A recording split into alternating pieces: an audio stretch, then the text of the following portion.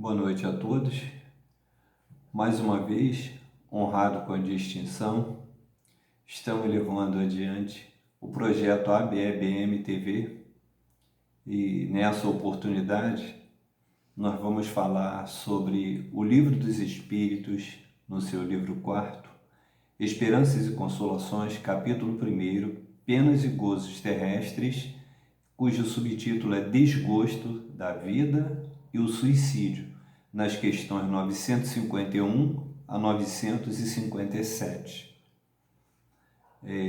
Nós temos a informação de que são em torno de 800 mil suicídios a cada ano, sendo mais de 10 mil deles no Brasil. Então, peçamos a misericórdia divina para que nos abençoe na apresentação do tema dessa noite.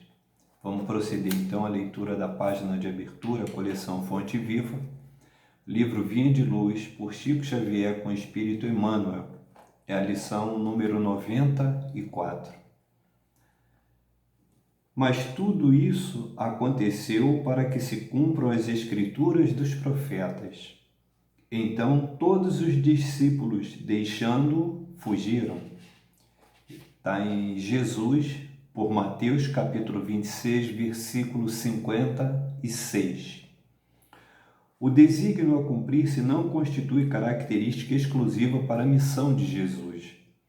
Cada homem tem um mapa da ordem divina em sua existência, a ser executado com a colaboração do livre-arbítrio no grande plano da vida eterna.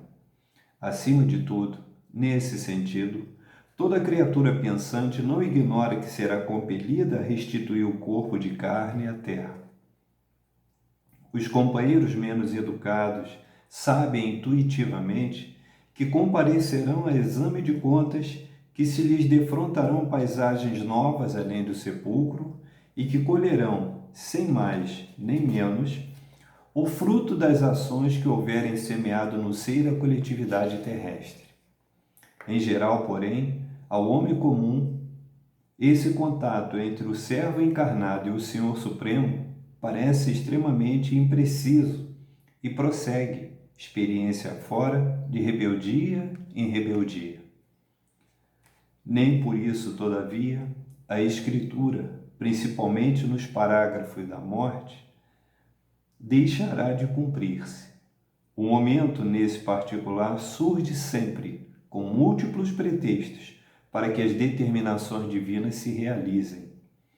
No mínimo, no momento exato, familiares e amigos excursionam em diferentes mundos de ideias através das esferas da perplexidade, do temor, da tristeza, da dúvida, da interrogação dolorosa e, apesar da presença tangível dos afeiçoados, no quadro de testemunhos que lhe dizem respeito, o homem atende sozinho, no capítulo da morte, aos itens da Escritura grafada por ele próprio, diante das leis do Eterno Pai, com os seus atos, palavras e pensamentos de cada dia. Procedamos agora a nossa prece, rogando a Deus Pai Todo-Poderoso, ao Espírito Santo de Deus, ao Mestre Jesus, a Maria Santíssima, aos nossos protetores espirituais, ao Dr. Adolfo Bezerra de Menezes, patrono da nossa casa, que nos abriga nessa empreitada, para que possamos levar a pleno êxito a tarefa que nos foi proposta na noite de hoje. Se conosco agora e sempre, graças a Deus. Dando início, então, a esse trabalho, nós estamos diante da questão 951 de O Livro dos Espíritos, que pergunta o seguinte, no contato de Kardec com a espiritualidade amiga. O sacrifício da vida não é às vezes meritório quando tem por fim salvar a de outros ou ser útil aos semelhantes?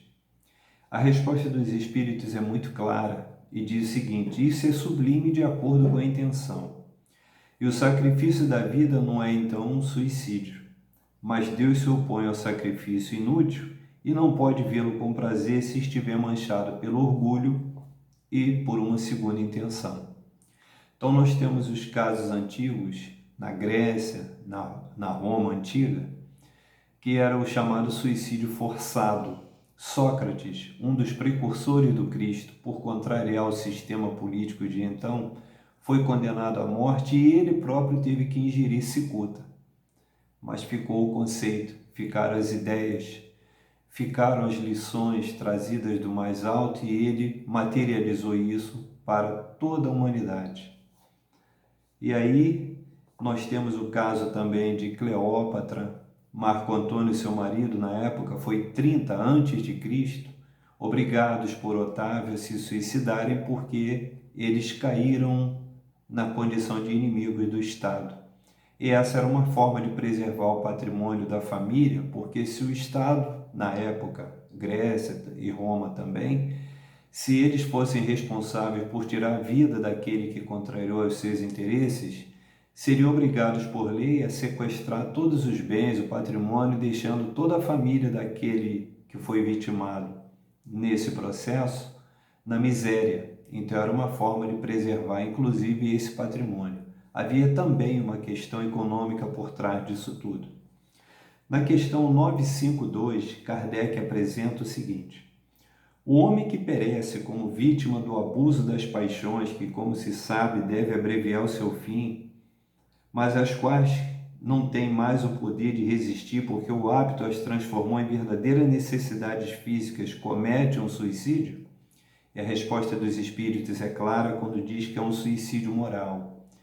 Então é aquele que começa primeiro com o vício do jogo, da bebida, em que vai perdendo o patrimônio, dilapidando, e existe a preocupação, ainda assim, intuitivamente, com os entes queridos, com os seus familiares, os filhos, né?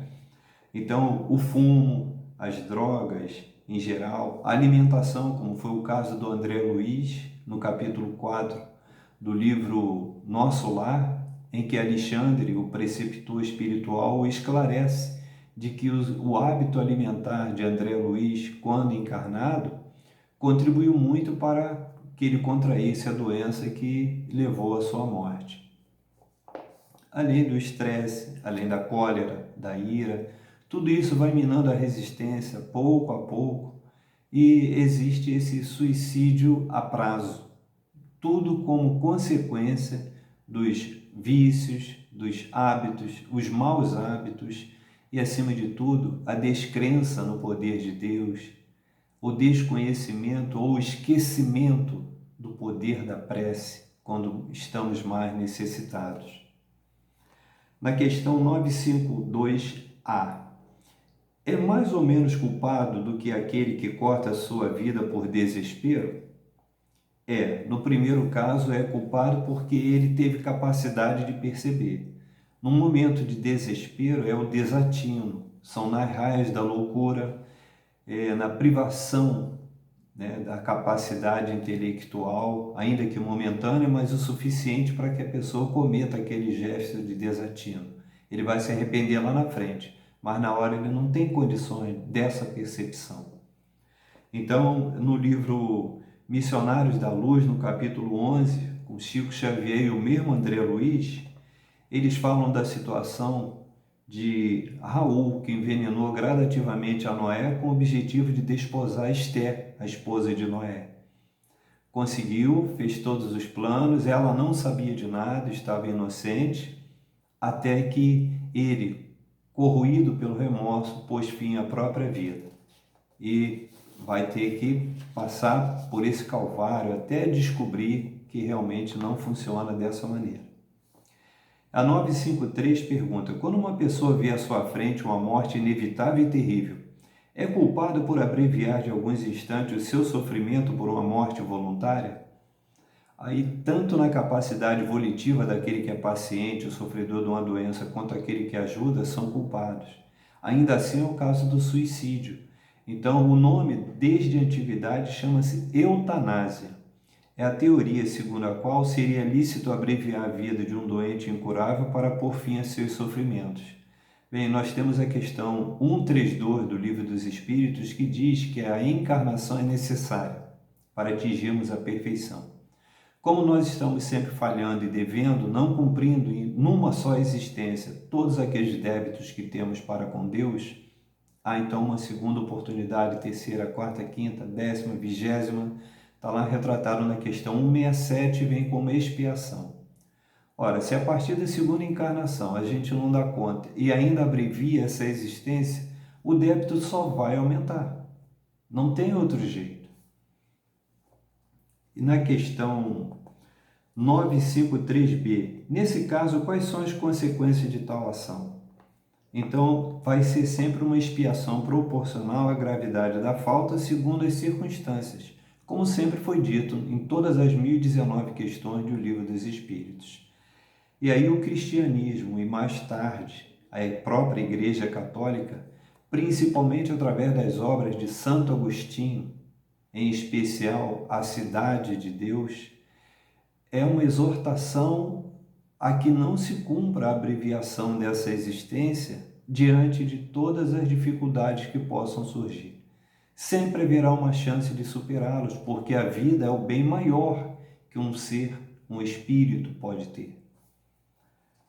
E aí nós vamos na questão 955, que Kardec pergunta o seguinte: as mulheres que em certos países se queimam voluntariamente sobre os corpos de seus maridos, podem ser consideradas como se tendo suicidado e sofrem as consequências disso? Bem, elas obedecem ao preconceito e geralmente fazem mais pela força do hábito daquela cultura do que pela própria vontade.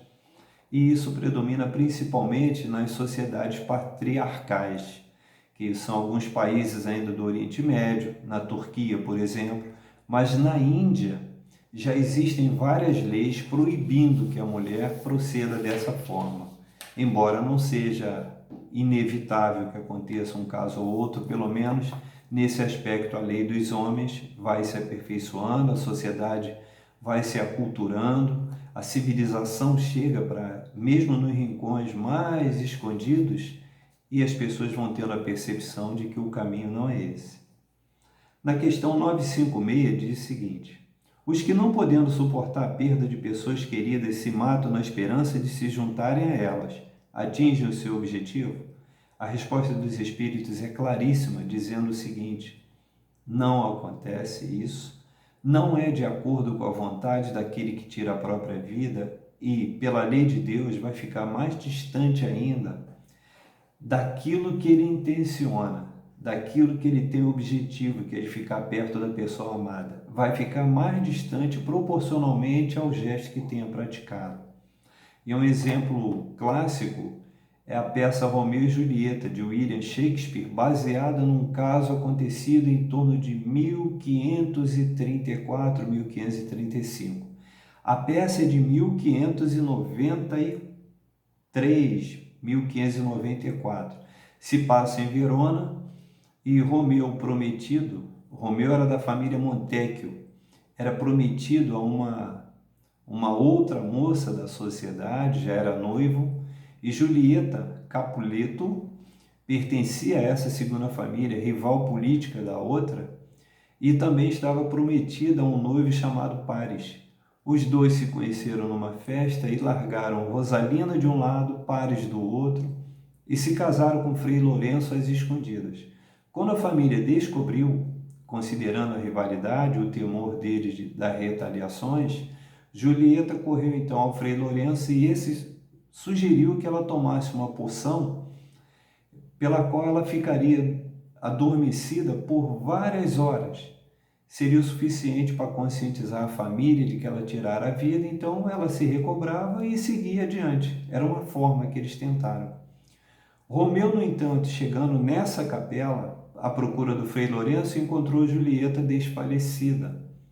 Acreditando que ela tivesse morta, foi procurar na cidade, encontrou um veneno, tomou o veneno e morreu do lado do corpo de Julieta. Julieta, ao acordar, viu Romeu morto, pegou um punhal e se matou. Então, ambos nas esperanças de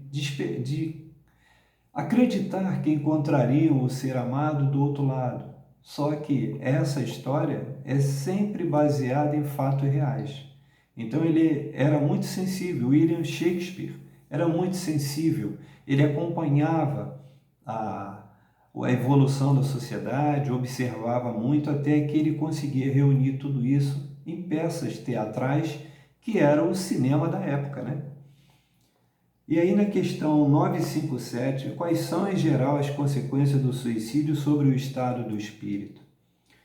E os espíritos respondem a Kardec que as consequências do suicídio são as mais diversas. Não há penalidades fixadas e em todos os casos elas são sempre relativas às causas que a produziram.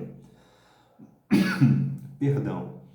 Uma certeza é a desilusão, o desapontamento desse espírito que não vai conseguir lograr êxito ao cortar abruptamente a própria existência, na medida em que ele tem um tempo programado antes da reencarnação. São vários departamentos envolvidos na espiritualidade, um deles é o planejamento. E nesse planejamento são submetidas as provas, são apreciadas as propostas, e há casos especiais em que o próprio espírito, antes de reencarnar, solicita alguma alteração nessas propostas. Tudo é planejado para um determinado fim, num determinado tempo, que não é pela nossa vontade, não é pelo nosso livre-arbítrio, tem a vontade de Deus.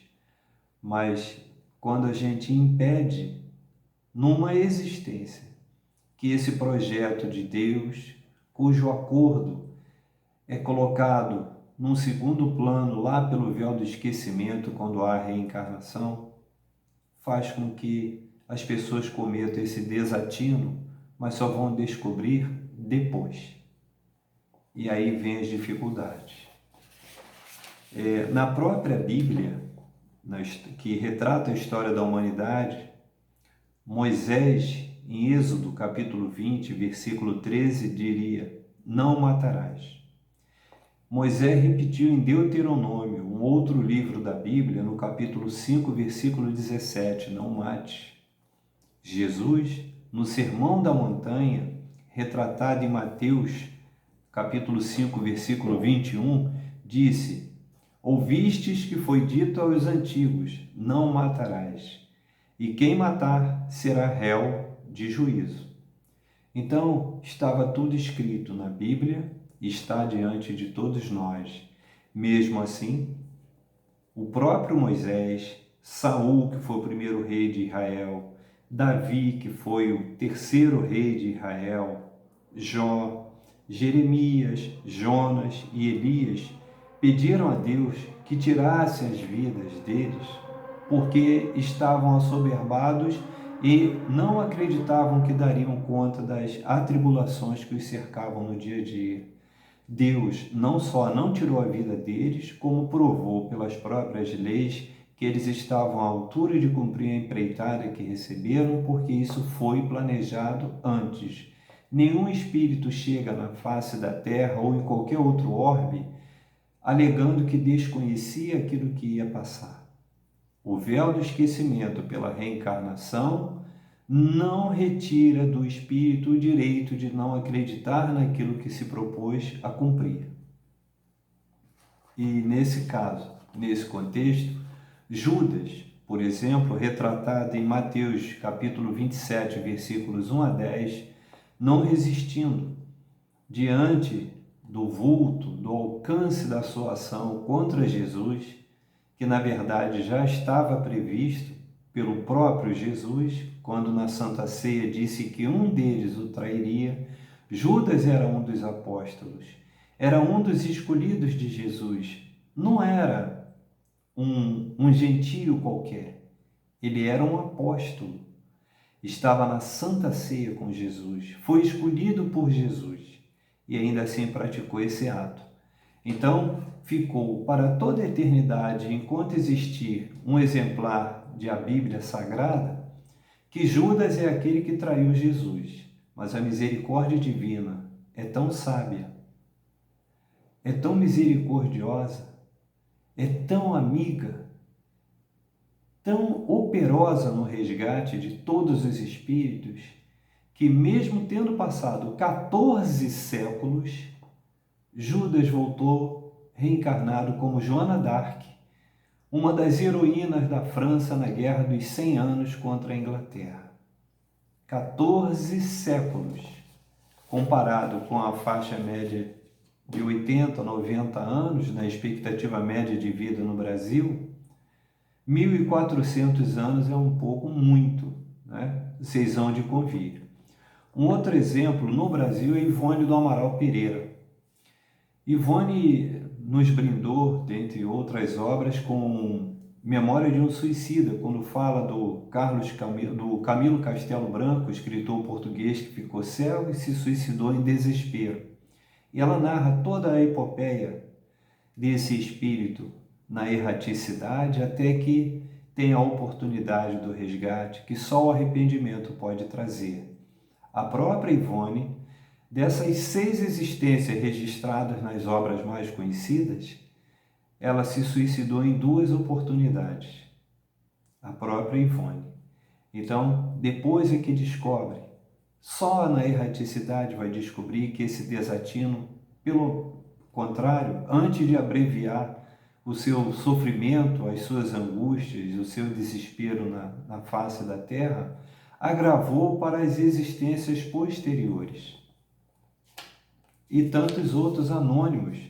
No Brasil mesmo, há os casos conhecidos, como Getúlio Vargas, Santos Dumont, né, que tiraram a própria vida com as suas razões, mas estão lá padecendo. Agora, um caso que chama muita atenção aconteceu em 1998 na cidade de Westminster, no estado do Colorado, nos Estados Unidos, quando Michael Im, apelidado de Mike Mustang, tirou a própria vida aos 17 anos. Era um mecânico especialíssimo em Mustang, restaurando carros, auxiliando os amigos, vizinhos, socorrendo a quem podia. Ainda jovem, de 14 a 17 anos, foi uma trajetória marcada pelo socorro, pela solidariedade, pela fraternidade. Ainda assim, com 17 anos, Mike Mustang tirou a própria vida e os seus pais, sensibilizados pelo ato extremo praticado pelo filho, junto com os colegas da escola, resolveram, então, começar um projeto chamado, em inglês, Yellow Ribbon, ou seja, fita amarela. Então, distribuíram nos funerais de Mike 500 cartões adornados com fitas amarelas, com mensagens de ânimo, de estímulo pela vida, e que entrassem em contato se sentissem, aqueles jovens da época, em perigo de morte iminente, praticando suicídio. E a surpresa é que essa campanha ganhou todos os Estados Unidos, ganhou o mundo, e aí o 10 de setembro é considerado o Dia Mundial da Prevenção ao Suicídio, e nós temos as campanhas do Setembro Amarelo, cujo símbolo eu trago aqui na camisa, que é esse lacinho da fita amarela, que é a demonstração da esperança, é a demonstração da certeza da misericórdia de Deus, e que por maiores que sejam as nossas agruras, sempre haverá uma oportunidade de reverter o quadro. E por mais difícil que seja, nós temos que ter a consciência de que haverá sempre uma solução antes da própria morte. Nós temos um tempo programado que não nos compete abreviar. Nós temos uma existência para, com dignidade, enfrentar todas as provas que nos são colocadas, e isso num acordo diante da espiritualidade, num dos departamentos responsáveis pelas reencarnações, chamado planejamento. Nós não podemos nos furtar a essa responsabilidade. A Bíblia Sagrada e tantas outras obras em todas as religiões repudiam o suicídio. Não há como escapar por essa porta das responsabilidades que nós assumimos ainda na erraticidade para ter a chance de reencarnar e nos aperfeiçoar. Não temos esse direito de abreviar um acordo com Deus. Então, no passado distante, no passado recente e nos dias que correm, são problemas sociais, são problemas mentais, a perda de entes queridos, o amor não correspondido. Tudo isso vai levando à solidão, vai levando ao desespero, vai levando à depressão, até que a pessoa, fragilizada diante dessas provas que fazem parte da condição humana, acabam por tirar a própria vida. E havendo às vezes oportunidade do lado delas, simplesmente não falaram, se recolheram, se encolheram, foram subjugadas por essa circunstância que poderia ser enfrentada se procurasse ajuda dentro do tempo necessário.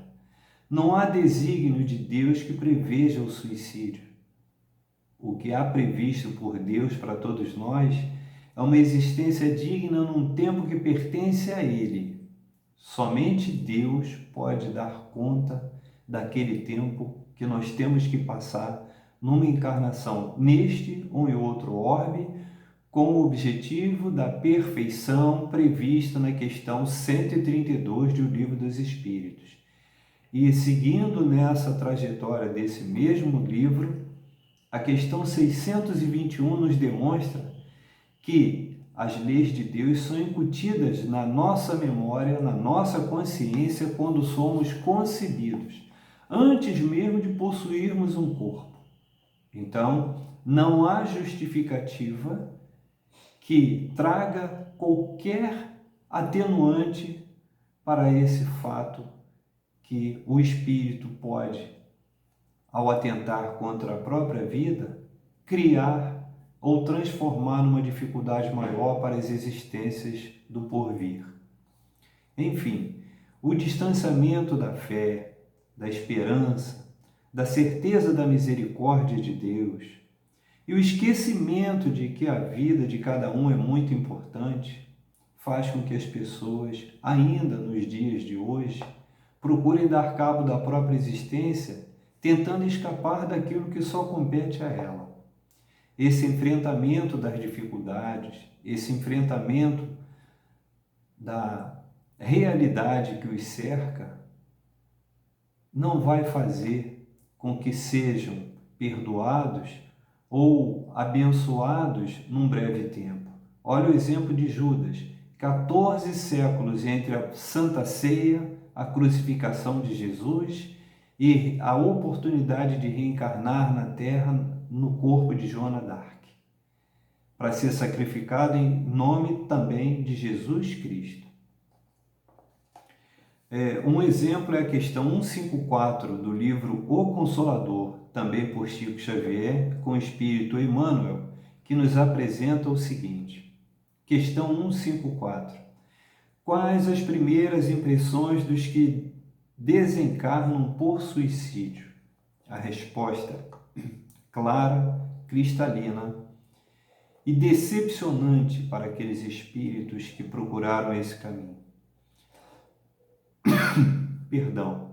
A primeira decepção que os aguarda é a realidade da vida, que se não extingue com as transições da morte do corpo físico. Vida essa agravada por tormentos pavorosos, em virtude de sua decisão tocada de suprema rebeldia. Então, Allan Kardec, na obra O Céu e o Inferno, também, na parte segunda desse livro, dedica um capítulo inteiro, o capítulo 5, aos suicidas. Então, não há relato de nenhum deles que esteja feliz do outro lado depois de perpetrar esse ato contra a própria existência. Não tem nenhum. Vai levar muito tempo até que eles se conscientizem, que aceitem ajuda, que peçam perdão por esse ato.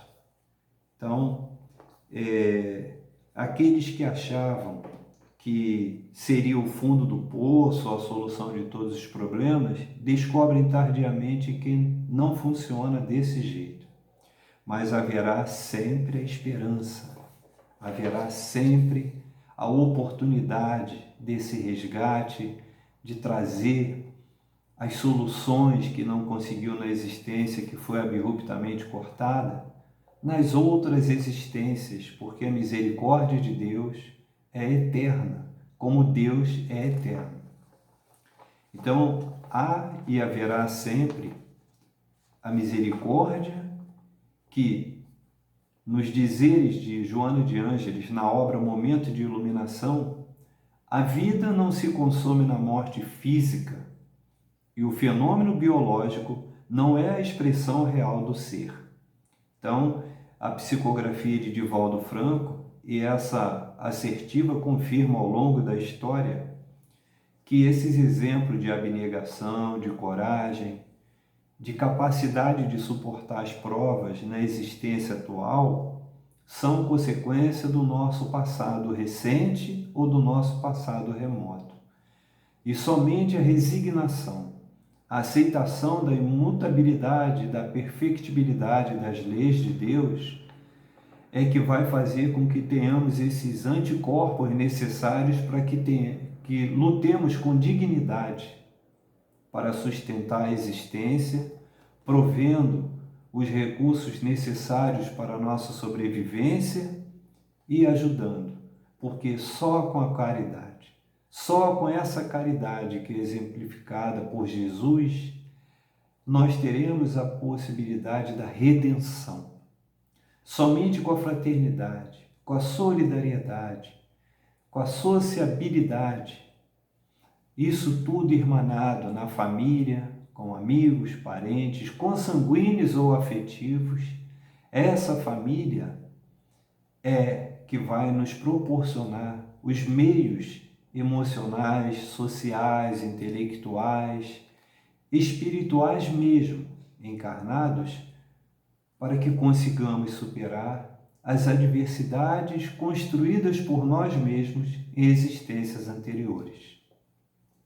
Mãe Santíssima, que é a referência maior no Hospital de Nazaré, muito bem retratada no livro Nosso Lar, depois Missionários da Luz, e toda essa coleção entre André Luiz em parceria com Chico Xavier.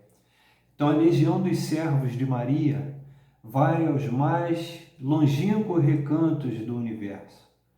Vai nos recônditos, onde estão aqueles espíritos na escuridão, no lodo, nas trevas, e vai resgatá-los.